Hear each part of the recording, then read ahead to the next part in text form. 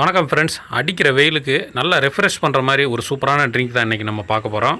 நம்ம வீட்டில் எப்பவும் இருக்கிற 2-3 பொருளை வச்சு சட்டுன்னு ஒரு 5 நிமிஷத்துலேயே இது ரெடி பண்ணிடலாம். இதை எப்படி பண்ணலாம் அப்படிங்கிறத பார்ப்போம்.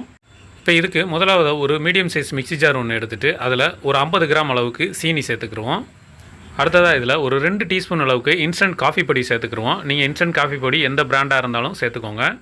அடுத்ததாக இதில் ஒரு 50 ml மட்டும் தண்ணி சேர்த்துக்குருவோம். தண்ணி சேர்த்து இதை நல்லா நைஸாக அரைச்சி எடுத்துகிட்டு வந்துடலாம். நீங்கள் மிக்ஸி ஜாரில் அரைச்சி எடுத்துக்கலாம். அப்படி இல்லைனா உங்கள் வீட்டில் பிளெண்டர் இருந்ததுன்னா அதில் போட்டு கூட இந்த மாதிரி நுர ததும்ப அரைச்சி பேஸ்ட் மாதிரி எடுத்து வச்சுக்குவோம். அடுத்ததாக இந்த மாதிரி ஒரு கிளாஸ் எடுத்து வச்சுட்டு அதில் ஒரு 4-5 ஐஸ் க்யூப்ஸை சேர்த்துக்குருவோம். அடுத்ததாக ஏற்கனவே நம்ம ஒரு 1/2 லிட்டரு காய்ச்சி ஆற வச்ச பால் எடுத்து வச்சுருக்கிறோம். அந்த பாலை இதில் சேர்த்துக்குருவோம். இன்றைக்கி நம்ம ஒரு 3 பேர் குடிக்கிற அளவுக்கு தான் இது ரெடி பண்ணியிருக்கிறோம். இப்போ இந்த பாலை ஒரு 3/4 அளவுக்கு சேர்த்துட்டு அடுத்ததாக நம்ம அரைச்சி வச்சுருக்கிற அந்த க்ரீமை அப்படியே இதில் ஒரு 1/4 மட்டும் சேர்த்துக்கலாம். சேர்த்துட்டு ஒரு சின்ன ஸ்பூனை வச்சு அப்படியே நல்லா கலந்து விட்டுலாங்க. நமக்கு வெயிலுக்கு இதமான சூப்பரான ஒரு கோல்டு காஃபி செம்மையாக தயாராகிருச்சு.